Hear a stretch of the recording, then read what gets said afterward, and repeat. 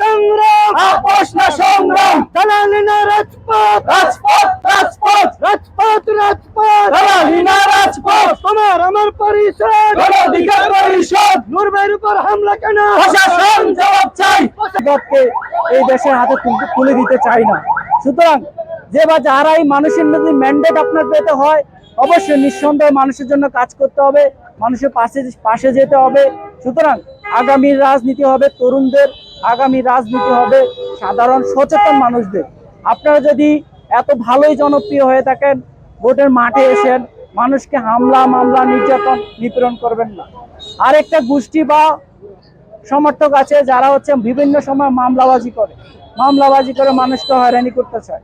আমরা সেই নব্য পেশিবাদীকে বলতে চাই, ক্ষমতা না এসেও আপনাদের কিন্তু পতন হয়ে যাবে। সুতরাং আপনারা সাবধান। সুতরাং বিপিনুল হক নূরকে ভুললে চলবে না। বিপিনুল হক নূর না থাকলে 2024-এর কোটা সংস্কার আন্দোলন হতো না, 18 কোটা সংস্কার আন্দোলন হতো, 24-এর মতো জুলাই গণ অভ্যুত্থান হতো না।